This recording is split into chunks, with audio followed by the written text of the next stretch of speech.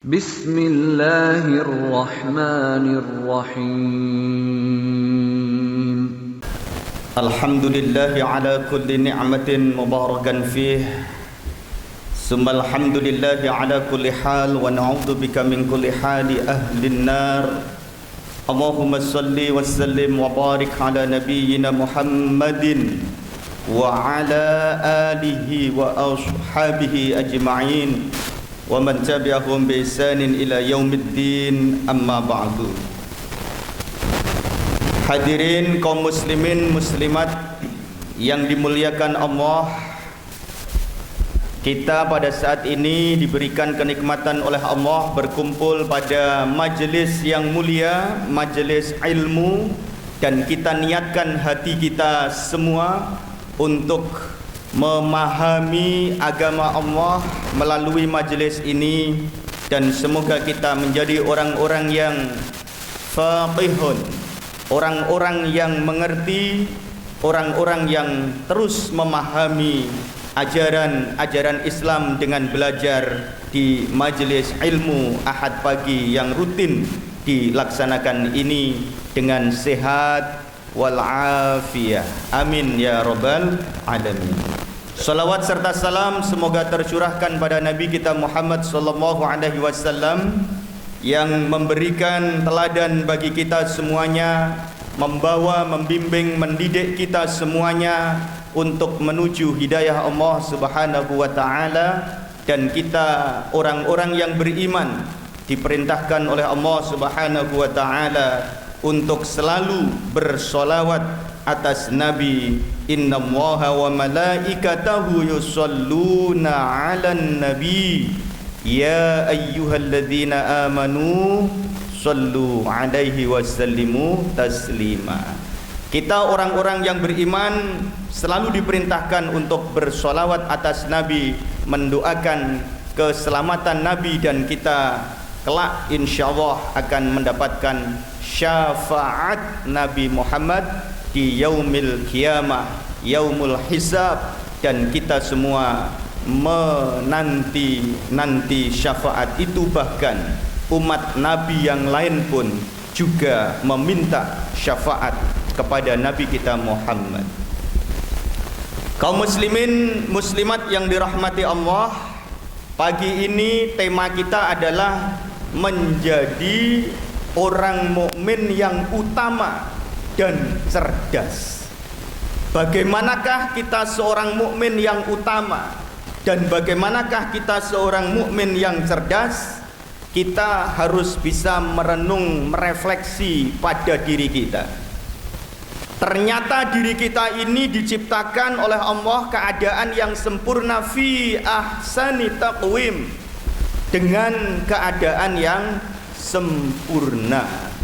Fisik kita sempurna, batin kita sempurna. Secara fisik kita diberikan akal yang membedakan dengan makhluk Allah yang lain. Batin kita diberikan hati nurani, hati yang disinari, diberikan keimanan kepada Allah Subhanahu wa taala. Tidak ada makhluk lain yang diberikan keimanan kepada Allah dengan hati nurani bil hidayah, dengan hidayah Allah. Maka rasa syukur kita atas kesempurnaan fisik dan batin itu menjadi modal utama untuk kita bisa menjadi orang-orang beriman yang mulia, yang utama, dan menjadi orang yang cerdas. Berarti ada orang mukmin yang tidak utama dan tidak cerdas. Nah, kita akan bersama belajar bagaimana menjadi orang mukmin yang utama dan orang mukmin yang cerdas. Dalam sebuah hadis yang diriwayatkan oleh Ibnu Majah, yang hadis ini diambil dari Ibnu Umar. Ibnu Umar berarti adalah anaknya sahabat Umar bin Khattab, yang juga dikenal dengan nama Abdullah bin Umar. Tetapi di dalam hadis yang terkenal adalah Ibnu Umar, an Ibni Umar. Di dalam hadis ini diceritakan ketika Abdullah bin Umar atau Ibnu Umar ini sedang bersama Rasulullah. Kemudian datanglah seorang sahabat Ansor. Sahabat Ansor itu siapa? Yaitu sahabat yang telah berada di kota Madinah, yang menyambut para muhajirin, sahabat yang berjalan dari Makkah menuju Madinah yang dikenal dalam peristiwa hijrah. Yang hijrah disebut kaum muhajirin, yang menyambut dan menolong disebut sahabat Ansor. Nah, yang datang kepada Nabi ini adalah sahabat Ansor yang kemudian bertanya kepada Rasulullah, "Ya Rasulullah, wahai utusan Allah, ayyul mu'minina afdal? Siapakah orang mukmin yang utama itu?" Jawabannya Nabi adalah qala, Nabi berkata, ahsanuhum khuluqa. Orang mukmin yang utama adalah mereka yang memiliki akhlak yang terbaik. Ahsanuhum khuluqa. Summa ayyul mu'minina aqyas. Pertanyaan kedua adalah, lalu siapakah wahai utusan Allah seorang mukmin yang cerdas itu? Qala, Nabi kemudian menjawab pertanyaan siapakah orang mukmin yang cerdas itu. Nabi menjawab, aktsaruhum lil mauti dzikra wa ahsanuhum lima ba'dahu isti'dadan. Orang yang cerdas itu adalah orang yang paling banyak mengingat atas kematian dan orang yang mempersiapkan kehidupan setelah mati lima ba'dahu dengan persiapan yang terbaik. Ahsanuhum berarti yang terbaik. Berarti kalau kita orang yang cerdas harus banyak mengingat kematian kita dan mempersiapkan kehidupan setelah kematian. Akhirnya adalah kita harus berpikir persiapan kehidupan di akhirat. Di dalam hadis ini kemudian Nabi masih menegaskan, ulaika al-aqyas. Mereka itu adalah orang-orang yang cerdas. Hadirin yang dimuliakan oleh Allah, hadis ini selain diriwayatkan Ibnu Majah, juga diriwayatkan oleh Imam At-Tirmidzi dan telah disahihkan oleh Albani, yaitu pakar hadis kontemporer, seorang ulama hadis di Amman, Yordania sana, dan beliau mensahihkan hadis Ibnu Majah dan rawahu At-Tirmidzi yang saya bacakan tadi. Berarti para jamaah sekalian, yang pertama adalah pertanyaannya, ayyul mu'minina afdal? Jawabannya adalah ahsanuhum khuluqa. Mari diucapkan bersama. Ya, ayyul mu'minina afdal? Ahsanuhum khuluqa. Ya, ahsanuhum khuluqa. Kalau ada pertanyaan berarti ayyul mu'minina afdal, jawabannya adalah ahsanuhum khuluqa.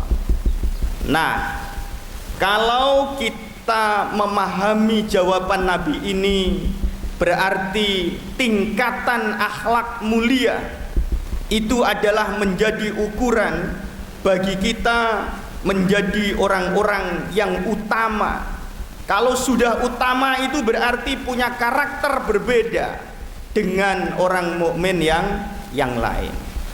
Ada 3 tingkatan akhlak baik. Akhlak baik ini ada tingkatan. Yang pertama adalah akhlakul hasanah. yaitu akhlak baik. Hasanah itu artinya baik. Kalau laki-laki disebut Hasan, kalau perempuan disebut Bu Hasanah. Kalau laki-laki Pak Hasan, artinya adalah baik. Tingkatan akhlak paling rendah adalah akhlakul hasanah. Orang-orang yang punya akhlakul hasanah ini dia berbuat baik, tetapi untuk berbuat baik itu masih menunggu kebaikan dari orang lain untuk dirinya. Jika orang lain berbuat baik padanya, dia baru tergerak untuk melakukan sebuah kebaikan alias bales kebaikan. Orang yang bisa membalas kebaikan itu sudah termasuk berakhlak baik. Kategorinya adalah akhlakul hasanah. Dia merespon stimulan yang ada pada dirinya. Kalau di kampus disebut dengan teori SR, teori stimulan respon. Kalau ada rangsang, dia reaksi. Dan kalau tetangga kita ngasih kue, kita baru mau ngasih kue kepada tetangga. Itu namanya kita berbuat baik, tapi harus ada yang mendorongnya. Itu berarti panjenengan tingkatannya akhlakul hasanah. Gampang ya? Gampang nih. Tetapi yang kedua adalah tingkatan akhlak itu adalah akhlakul karimah, akhlak yang mulia. Ini agak perlu perjuangan sedikit, karena akhlakul karimah ini karakter orang ini bisa berbuat baik meskipun orang di sekitarnya tidak berbuat baik kepadanya. Kan rada abot nih. Orang lain tidak berbuat baik kepadanya, tetapi orang ini mau berbuat baik kepada orang tersebut. Alias kitalah yang menginisiasi, kitalah yang punya niatan awal, kitalah yang melakukan lebih dahulu kebaikan itu untuk orang lain, yang orang lain itu tidak berbuat baik kepada kita. Berarti kan agak berat dibandingkan yang pertama. Tingkatan yang kedua adalah akhlakul karimah. Kalau tetangga kita, teman kita tidak senyum kepada kita, tetapi kita bisa senyum kepada mereka, itu berarti akhlak panjenengan sudah akhlakul karimah. Kalau tetangga kita senyum pada kita, lalu kita baru lempar senyum kepada tetangga, namanya akhlakul hasanah. Panjenengan milih pundi kinten-kinten? Pilih senyum duluan atau nunggu disenyumin? Senyum duluan. Berarti kita telah bisa naik derajat, naik tingkat dari akhlakul hasanah menjadi akhlakul karimah. Tapi kok gak pati percaya Gus? Ya. Percaya, tetapi ini perlu perjuangan. Karena di sini sudah ada keikhlasan, sudah ada dorongan yang di dalam istilah kampus disebut dengan in order to motivate. Do you understand? In order to motivate adalah dorongan-dorongan dari hati kita yang kemudian memberikan penguatan pada raga kita, sampai kemudian tangan kita tergerak untuk memberi, lisan kita terdorong untuk mengucapkan yang baik, kemudian dompet kita angkat untuk kita keluarkan rupiahnya. Itu namanya adalah in order to motivate, dorongan pada motivasi diri kita untuk melakukan sesuatu yang memang inner sifatnya. Do you understand? Inner. inner adalah dari diri kita. Kalau laki-laki yang ganteng disebut punya inner handsome, kalau wanita disebut inner beauty. Ya, tapi inner handsome belum populer ya. Yang populer inner beauty. Orang-orang yang punya ketampanan dari batinnya, meskipun wajahnya tidak terlalu ganteng kayak saya, tetapi ternyata cukup menarik untuk dipandang sekian banyak jamaah. Wabil khusus adalah menarik dipandang oleh istri anak mertua saya. Nah, itu berarti kelebihannya inner handsome itu adalah itu. Tapi kalau wajahnya tidak pernah kena wudu, tidak pernah dibuat senyum, maka yang ada adalah ya medeni gitu. Jenggote wis gak tahu kena air wudu, maka kaku gitu kan. Jenggot yang kaku itu ya medeni. Tapi kalau jenggotnya meskipun panjang tapi sering kena air wudu, maka lemes dan kemudian membentuk dengan kumpulan jenggot yang indah, dan akhirnya meskipun jenggotnya panjang tetap kelihatan ganteng. Dan orang Arab itu nggak kelihatan ganteng kalau jenggotnya tidak panjang. Kemarin musim haji ketika saya berada di Makkah Madinah, saya ketua kloter 83 mendampingi 450 jamaah. Nah, saya panjangkan, akhirnya teman-teman orang Taliban. Ya betul, lahir Tuban. Jadi saya rawat di sana panjang betul dan ada fotonya.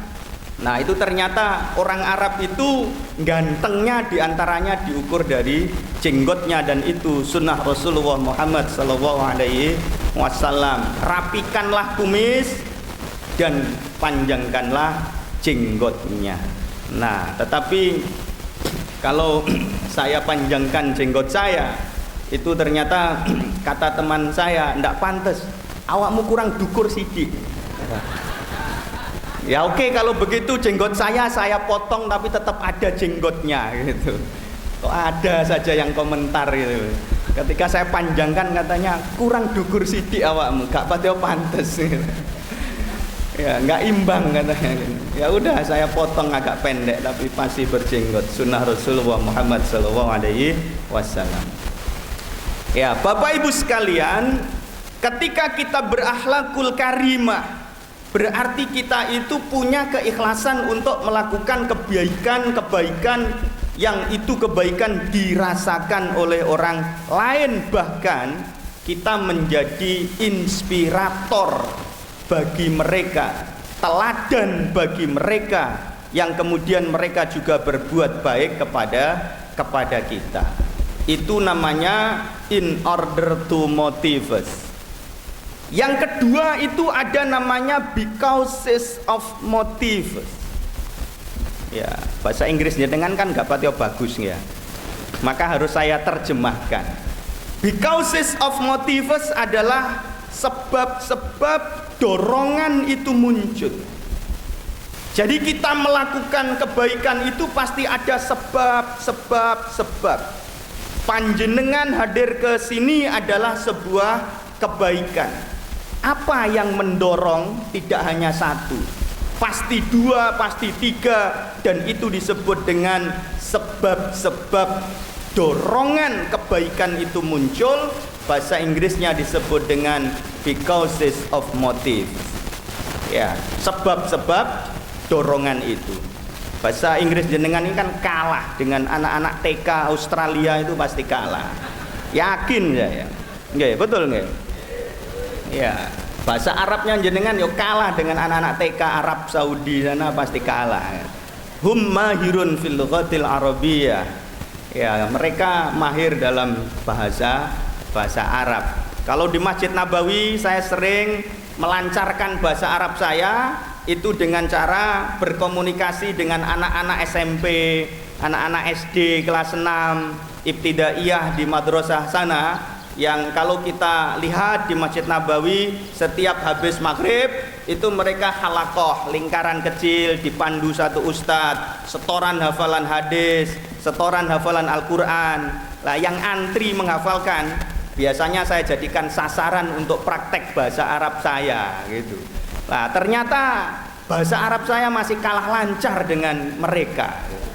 Saya akui itu karena saya sering mengucapkan afwan, artinya ulangi gitu. Karena mereka kalau bilang sahih itu bukan sahih tapi sah gitu. Tidak mau panjang-panjang. Hada sah. Itu benar. Lah saya agak bingung.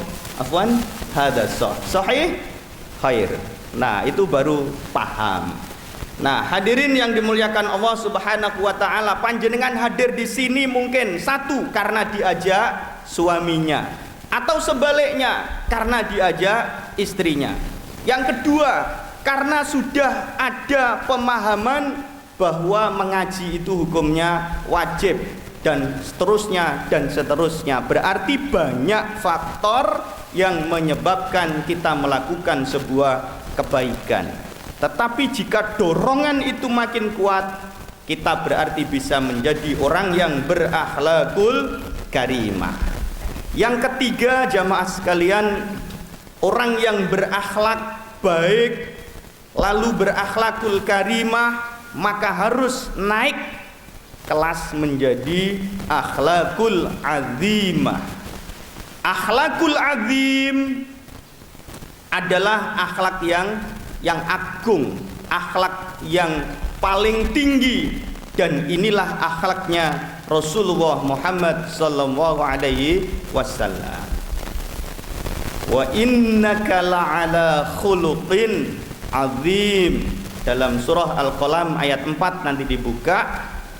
Dan sesungguhnya padamu, pada dirimu Muhammad, khuluqin azim, akhlak, sifat, karakter, moral, etika yang azim, yang agung, dan itu ada pada diri Nabi Muhammad SAW, dan kita bisa meneladani sunnah-sunnah itu.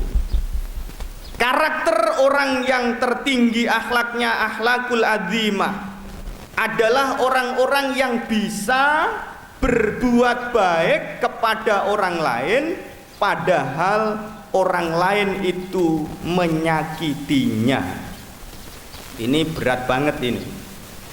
Orang yang mencelakai kita, orang yang menciderai kita, orang yang berbuat buruk kepada kita, kalau kita manusia biasa bukan orang yang berakhlakul azimah, maka kita pasti sulit untuk berbuat baik kepadanya. Memaafkan saja terkadang susah. Tetapi orang yang akhlakul azimah adalah mereka yang bisa berbuat baik pada orang itu meskipun orang itu pernah melukai hati kita, pernah menciderai kita, dan seterusnya keburukan yang dihadirkan kepada kita. Saged yang ketiga, abwat, harus berusaha. Kita didik diri kita dengan cara pintu maaf. Yang pertama adalah pintu maaf, yang kemudian kita berprasangka baik kepada orang itu, dan kemudian kita doakan orang itu seperti cara Nabi menghadapi orang-orang yang selalu melukai, menciderai, dan berbuat buruk kepada Nabi. Dalam sebuah cerita, dalam sebuah riwayat, dikatakan pada saat Nabi Muhammad SAW meninggal dunia, beberapa hari kemudian seorang sahabat yang menjadi Amirul Mukminin pada saat itu dipegang oleh Abu Bakar As-Siddiq. Abu Bakar ini beberapa hari setelah Nabi meninggal datang kepada Aisyah radhiyallahu anha, yang tidak lain adalah putri solihahnya, istri dari Nabi Muhammad. Lalu Abu Bakar ini bertanya kepada putrinya yang istri Nabi. Kemudian pertanyaan ini adalah, ya Aisyah, sunnah apakah yang belum pernah aku laksanakan, dan itu dilaksanakan oleh Nabi. Lalu Aisyah putrinya ini menyampaikan jawaban, hanya satu sunnah yang belum pernah Abah lakukan, dan itu dilakukan oleh Nabi Muhammad Rasulullah, yaitu Nabi setiap pagi membawa makanan untuk si pengemis buta yang ada di pojok pasar Madinah. Dan ini adalah orang Yahudi, dan orang Yahudi ini, si buta ini adalah orang yang selalu melempar Nabi, meludahi Nabi saat akan berangkat menuju Masjid Nabawi. Tetapi Nabi selalu memberikan makanan dengan kasih sayang. Dan ternyata Abu Bakar pengen melaksanakan sunnah ini, dan kemudian pagi hari Abu Bakar datanglah kepada pengemis buta Yahudi di sudut pasar Madinah. Ketika membawa makanan lalu disampaikan kepada pengemis ini, ternyata pengemis Yahudi ini bilang, "Siapa kamu?" "Aku adalah orang yang biasa ngasih makan padamu." "Bukan," jawabnya pengemis itu. "Orang yang rutin biasa memberi makan aku, dia pasti mengunyahkan dulu, menghaluskan dulu, baru kemudian diberikan kepadaku." Lalu dilakukanlah oleh Abu Bakar karena pengen itba Rasulullah Muhammad sallallahu alaihi wasallam. Tetapi setelah kemudian mau disuapkan, Yahudi pengemis buta ini masih bilang, "Kamu bukan orang yang biasa memberi makan aku." "Kenapa?" tanya Abu Bakar. "Orang yang biasa memberi makan aku pasti memelukku dulu, baru kemudian disuapilah makanan itu kepadaku." Abu Bakar kemudian menangis, dan kemudian barulah Abu Bakar bercerita, "Saya memang bukan orang yang biasa memberimu makan setiap pagi." Beliau adalah Nabi Muhammad Rasulullah. Dan ketika diberikan jawaban itu, si pengemis Yahudi buta ini baru tersentuh hatinya, dibuka hidayah oleh Allah, dan kemudian masuklah Islam, bersyahadat di depan Abu Bakar Asy-Siddiq. Berarti ini adalah contoh akhlakul azimah, akhlak yang agung. Keagungan ini harus kita teladani. Kita bisa berbuat baik kepada orang lain yang bahkan orang lain ini pernah berbuat buruk kepada kita. Bismillah. Yakin bisa? Insya Allah bisa. Pintu maaf dibuka, mindset pikiran kita bedah, berprasangka baik kepada orang yang berbuat buruk kepada kita, dan kemudian kita melaksanakan amal baik kita itu dengan ikhlas. Dan itulah disebut orang yang tingkatan akhlaknya adalah akhlakul azimah. Yang pertama akhlakul hasanah, yang kedua naik kelas akhlakul karimah, naik kelas yang tertinggi akhlakul azimah. Ayyul mu'minina afdal?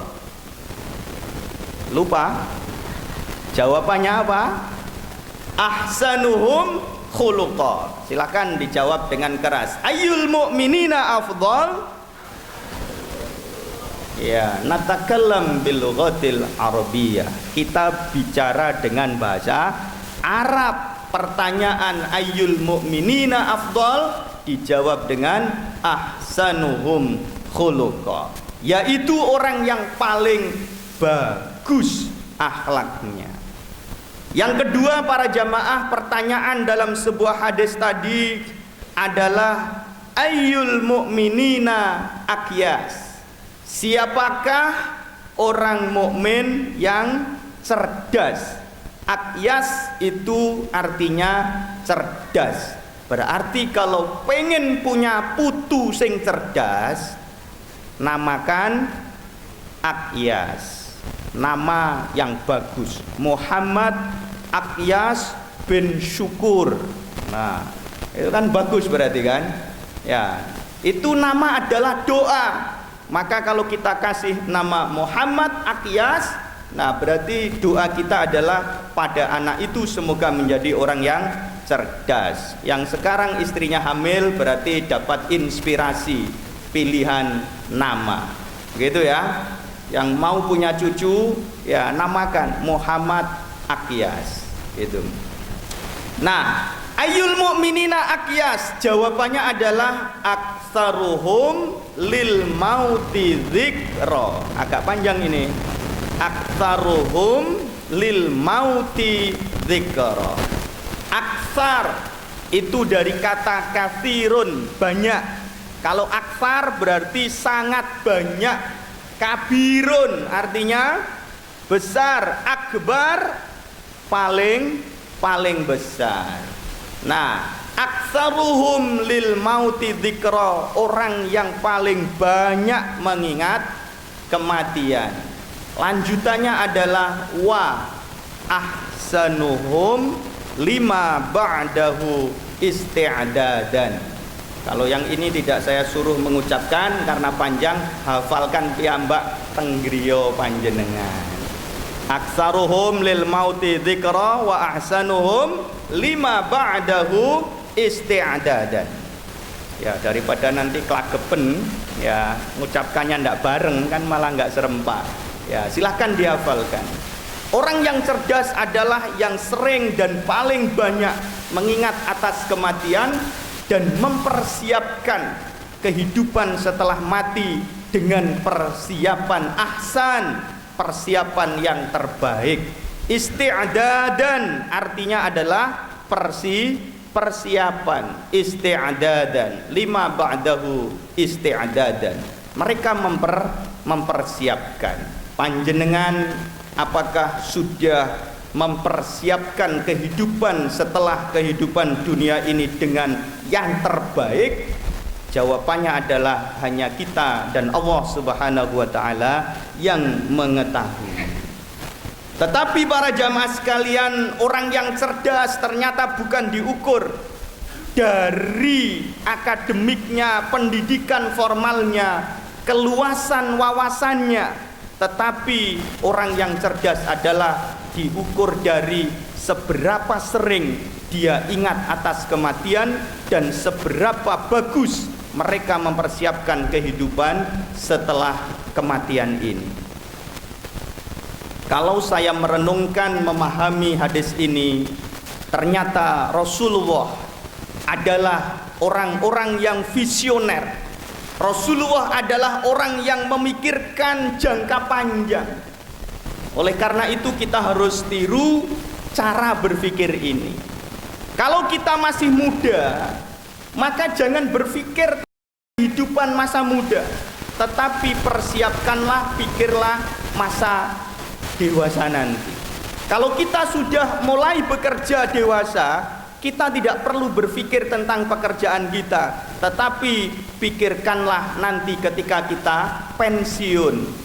Orang yang bisa melakukan pemikiran visioneri, pemikiran masa depan, artinya merencanakan jauh hari, yang sekarang bekerja lalu nanti datang pensiun. Saat pensiun sudah punya rencana yang matang dan sudah dipersiapkan dengan persiapan yang terbaik saat masih bekerja. Sudah pensiun kurang 3 hari baru mikir, ya apa iki nggone pensiun. Itu namanya bukan orang yang cerdas. Orang yang cerdas adalah memikirkan, mempersiapkan jauh hari. Kita diajarkan. Sekarang kita sedang hidup di dunia ini, tetapi Nabi ngasih teladan pada kita. Jangan terlalu dipikir hidup di dunia. Jalanilah apa yang terjadi, tetapi yang harus dipikir adalah lima ba'dahu isti'dadan, persiapan kehidupan setelah dunia ini. Berarti kan jauh ke depan sudah persiapkan. Itu namanya ulaika al-aqyas. Mereka adalah orang-orang yang cerdas. Kalau yang mau pensiun 10 tahun kemudian, berarti sekarang harus sudah persiapan pensiunnya. Nah, memikirkan apa nanti, dan itu berarti orang-orang yang cerdas menurut Rasulullah Muhammad sallallahu alaihi wasallam. Pertanyaan saya, siapakah orang tua yang cerdas itu? Orang tua yang cerdas adalah orang tua yang bisa mengantarkan anak-anaknya itu, mempersiapkan generasinya itu untuk persiapan kehidupan masa dewasanya, lalu kehidupan setelah dunia ini. Berarti pendidikannya adalah pendidikan agama, dan mereka dikuatkan dengan akidah, dan itu adalah yang diajarkan oleh Nabi Allah, Nabi Ibrahim, dan juga dalam kisah Luqmanul Hakim, dan juga Rasulullah Muhammad sallallahu alaihi wasallam. Maka orang tua yang cerdas adalah yang membawa istrinya, membawa anaknya untuk persiapan kehidupan setelah dunia ini. Seorang suami yang cerdas adalah yang setiap saat, khususnya Ahad pagi, menggandeng istrinya menuju majelis ta'lim. Itu adalah suami yang cerdas, mendekatkan keluarganya kepada pengajian, dan itu bekal persiapan kehidupan di akhirat nanti. Panjenengan wau digandeng napa mboten, Bu? Mboten. Berarti kurang cerdas. Ya, suami jenengan berarti kurang cerdas. Padahal kalau menggandengnya itu saat mau berangkat pengajian, nggih, kan mboten patio izin lho. Nggih, tapi nek gandenge mboten kate pengajian rada isi. Momentum itu penting untuk berkomunikasi dengan pasangan kita. Biasakan saat rundingan itu lakukanlah di momentum yang hati kita itu memang titik nol semuanya, sedang hatinya baik semuanya. Lakukanlah setelah sholat berjamaah, dan kemudian kalau sholatnya pas bareng di rumah atau di musola rumah, habis salam, yang suaminya menghadap ke jamaah keluarganya itu, baru bilanglah. Yang suami bilang apa yang harus dirundingkan, yang istri juga harus bilang apa yang diinginkan. Kalau panjenengan wahai para ibu pengen ganti handphone, yang bagus mintanya adalah setelah suami panjenengan assalamualaikum warahmatullahi wabarakatuh, assalamualaikum warahmatullahi. Habis zikir belum beranjak berdiri, panjenengan langsung jawab, Pak, handphone kulo gantos des pundi. Pam, langsung diiyakan. Insya Allah langsung diiyakan. Karena kondisinya sedang, hatinya kondisi baik. Titik nol itu sedang ada, dan itu momentum terbaik. Ini rahasia hanya saya berikan pada jamaah di Madiun. Ya.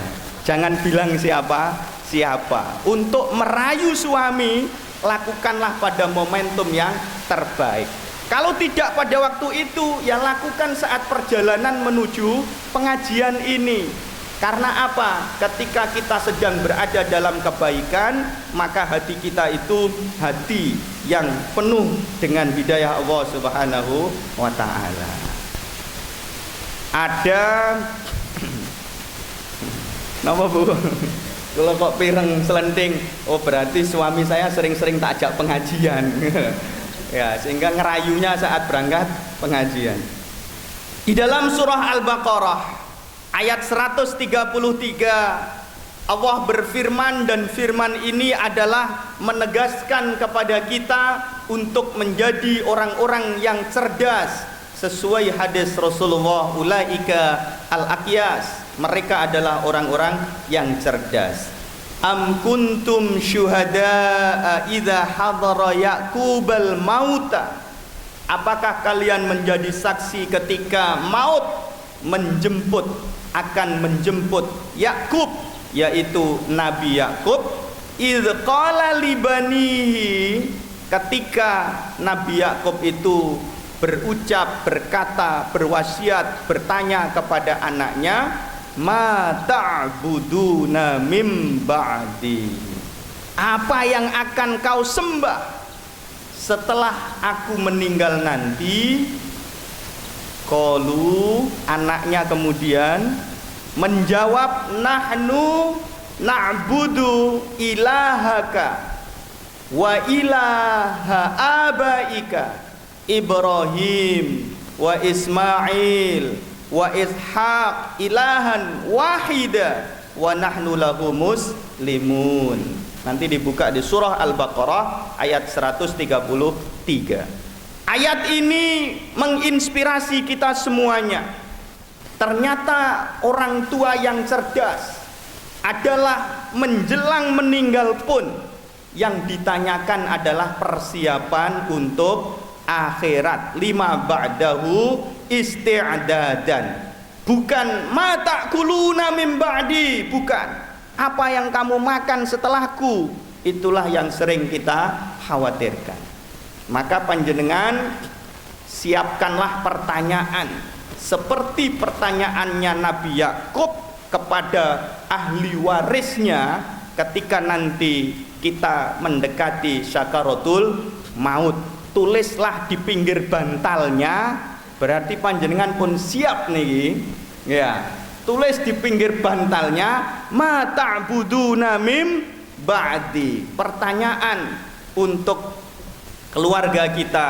Kalau kita sudah tua, kita sudah syaibah, menua, maka pertanyaan yang harus sering kita tanyakan adalah ma ta'buduna mim ba'di, apa yang akan kau sembah setelahku?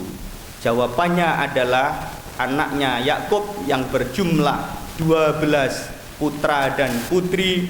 Nahnu na'budu ilahaka wa ilaha abaika Ibrahim wa Ismail wa Ishaq, karena Nabi Yakub bin Ishaq.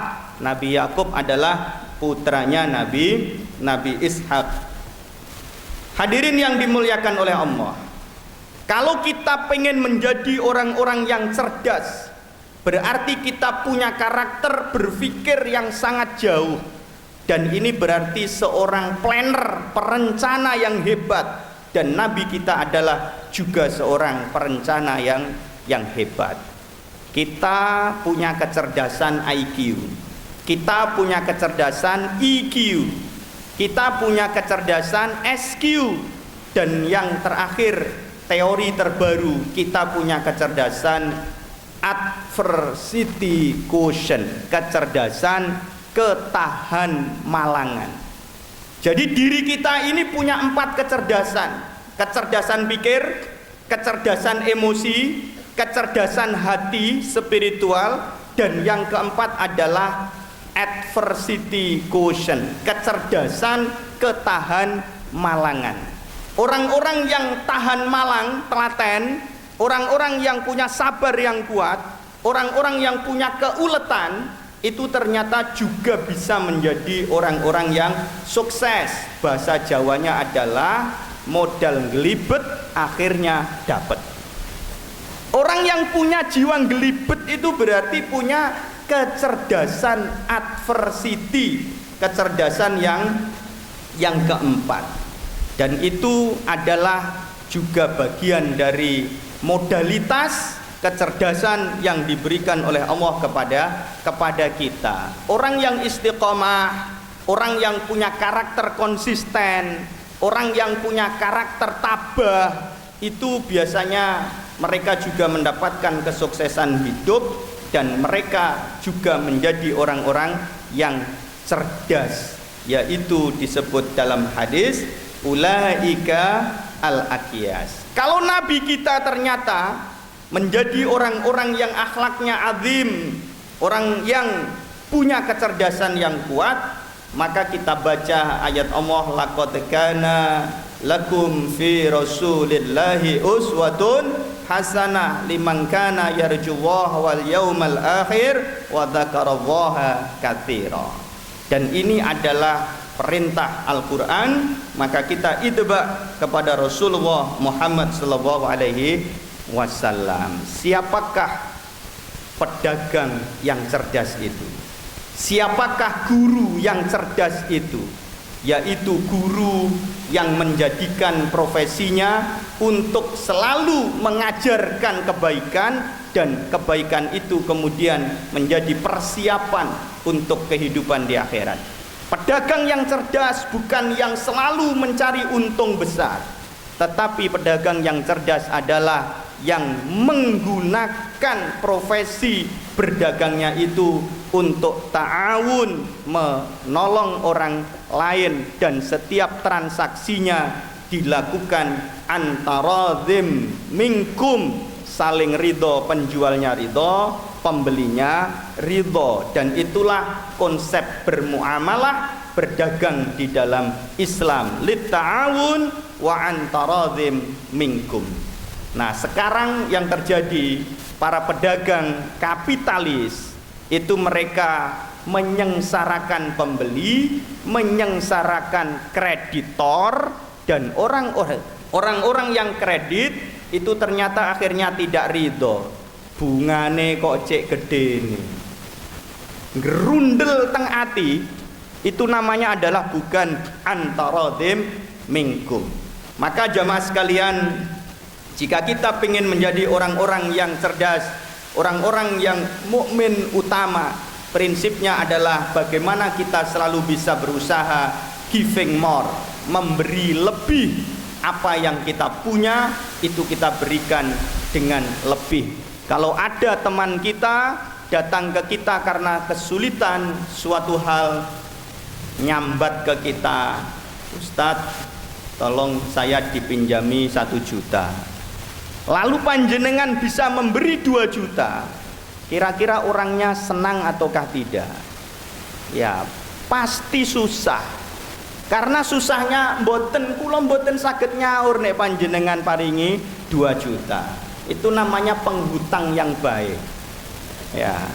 Tetapi kalau panjenengan mboten 2 juta ini tidak usah dikembalikan, silahkan sampean pakai. Kira-kira seneng napa mboten? Pasti seneng. Hiduplah untuk memberi sebanyak-banyaknya, bukan untuk menerima sebanyak-banyaknya. Inilah nilai dari film Laskar Pelangi. Yang nilai ini sekarang sedang dikuatkan lagi. Pimpinan wilayah Muhammadiyah melalui Majelis Dikdasmen itu baru 2 bulan terakhir ini meminta kepada semua sekolah Muhammadiyah untuk kembali memutarkan film Laskar Pelangi itu, karena itu adalah film yang sangat menginspiratif dan kita bisa mengambil banyak pelajaran dari itu. Pendidikan karakter anak kita, pendidikan karakter guru yang penuh perjuangan sampai meninggal di sekolah itu, lalu dia juga berjuang untuk kejayaan madrasah yang berlabel Islam bernama Madrasah Muhammadiyah dalam film itu. Yang Bu Guru nanti download lagi Laskar Pelangi, putarkanlah pada siswa kita, dan itu akan meringankan jenengan ngajar, jenengan gak pateo kesel untuk ceramah di depan kelas, dan waktu mengajar bisa habis dengan sendirinya, anak-anak tinggal melihat film. Kan berarti enak. Panjenengan pas sakit batuk, nah daripada ceramah di depan kelas batuknya malah kambuh kayak saya ini, ya lebih baik putarkan film Laskar Pelangi itu. Ya, jadi sudah 2 minggu karena kebanyakan konser, ya suara saya seperti ini, mohon dimaafkan, tidak semerdu biasanya. Biasanya apakah merdu? Ya anggaplah merdu, gitu aja kan ya. Karena seharian penuh, hanya hari Ahad saja kita libur, dan itu ngajar CPNS yang begitu banyak, namanya prajabatan dulu, sekarang latsar. Nah itu tugas saya adalah disebut tadi Widya Iswara. Widya Iswara itu berarti adalah yang melatih, mendidik aparatur negara. Lah kemarin ini pendaftaran CPNS tahun 2018 banyak, akhirnya yang ngajar kita sekarang kelagepen. Sudah menjelang Desember, penyerapan anggaran negara harus tuntas, maka setiap hari, dan ini nanti sampai bulan Januari kita masih ngajar, tidak hanya PNS Kementerian Agama, tetapi Pemkab Situbondo, Pemkab Banyuwangi, CPNS-nya itu dititipkan ke Kementerian Agama karena Pemprov sudah tidak ngatasi pengajarnya. Lah, minggu ini juga sudah dibuka kembali pendaftaran CPNS, guru agama, SD, MI, dan seterusnya. Yang punya kesempatan silahkan mengakses dan semoga menjadi bagian pengabdian kita, dakwah kita, ibadah kita melalui jalur seperti saya, PNS. Namanya Widya Iswara, gak terkenal, ya kan? Terkenal guru kan? Bahkan saya hampir ditolak dulu ketika melamar calon istri saya itu karena mertua saya itu pengennya punya menantu seorang guru. Ketika ditanya calon istri saya, "Apa kerjaane?" Widya Iswara. Ternyata jawaban mertua saya adalah pada calon istri saya, "Lah kok gak milih sing guru ae?" Akhirnya istri saya baru saya kasih jawaban yang pas. Berarti saya sampean jawabnya keliru. Jawablah gurunya guru. Ya, karena yang ngajar guru itu namanya Widya Iswara. Akhirnya baru disampaikan jawaban itu, ternyata pekerjaannya gurunya guru. Malah bangganya luar biasa mertua saya. Akhirnya jamaah sak masjid itu dikandani, mantuku ternyata gurune guru. Itulah seorang mertua yang sangat bangga kepada menantunya. Karena pengennya mertua saya itu kriterianya pokoknya mantu guru isok khutbah Jumat di masjid kampung tersebut. Meskipun jadwal khutbah saya ada di Masjid Juanda, ada di PLN Surabaya, di masjid-masjid besar di Surabaya, itu beliaunya tidak terlalu bangga. Tapi kalau saya sudah dapat jadwal khutbah di kampung itu, baru malam Kamis wis diumumno. Sing khutbah meneh mantuku. Panjenengan nggih ngoten. Berarti sami. Nggih, semoga apa yang kita pelajari pada pagi hari ini mendapatkan tambahan ilmu untuk ilmu yang manfaat, dan mari kita tutup dengan tautan doa kepada Allah Subhanahu wa taala, dan kita diberikan hidayah, maghfirah, kekuatan, dimudahkan semua urusan dunia kita. Allahumma salli wa sallim wa barik ala Muhammad walhamdulillahi rabbil alamin. Nastaghfiruka Allahu min kulli dhanbin na'lamuhu wa la na'lamuhu min qawlin aw fikrin aw taqdirin aw hammin innaka antal ghafurur rahim. Ya Allah, ampunilah dosa-dosa kami ya Allah. Dosa kedua orang tua kami ya Allah. Dosa dari ucapan kami, perbuatan kami, himmah kami. Innaka antal ghafurur rahim. Sesungguhnya Engkau adalah zat yang maha pengampun dari segala dosa kami, kesalahan kami. Ampunilah ya Allah. Allahumma yassir lana likulli umurana umurad dunya wal akhirah, wassalimna min afatid dunya wal akhirah wa fitnatihima innaka ala kulli syai'in qadir. Ya Allah, mudahkanlah segala urusan kami, urusan dunia kami ya Allah, dan jauhkanlah kami dari fitnah dunia. Ya Allah, mudahkanlah urusan akhirat kami ya Allah, ibadah kami, dan jauhkanlah kami dari fitnah akhirat nanti. Allahumma sallimna min su'i hadzal zaman. Allahumma sallimna min fitnati hadzal zaman. Ya Allah, jauhkanlah kami ya Allah dari keburukan zaman akhir ini, dan jauhkanlah kami dari fitnah zaman akhir ini. Allahumma arinal haqqa haqqa warzuqna ittiba'ah wa arinal batila batila warzuqna ijtinabah. Ya Allah, tunjukkanlah kepada kami yang benar itu benar, dan berikanlah kekuatan pada kami untuk selalu mengikuti kebenaran itu. Ya Allah, jauhkanlah dari kami kesalahan, keburukan yang itu selalu hadir pada diri kami. Berikanlah kami jiwa yang ikhlas, berikanlah kami jiwa yang sabar, berikanlah kami jiwa yang tawakal, yang penuh syukur atas segala nikmat-nikmat yang Engkau limpahkan kepada kami. Rabbana taqabbal minna innaka antas samiul alim. Allahumma anfa'na bima 'allamtana wa 'allimna ma yanfa'una wa zidna ilma. Ya Allah, semoga Engkau beri kemanfaatan dari ilmu yang telah Engkau ajarkan kepada kami di majlis pengajian Ahad pagi ini, dan berikanlah kami tambahan ilmu yang ilmu itu manfaat untuk kami, manfaat untuk keluarga kami.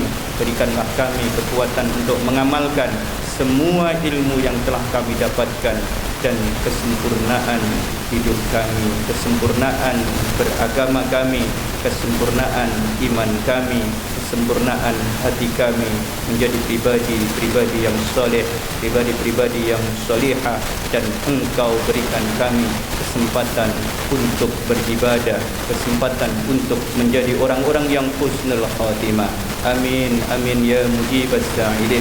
Rabbana atina fid dunya hasanah wa fil akhirati hasanah wa qina adzabannar. Walhamdulillahi rabbil alamin. Kurang lebihnya mohon maaf.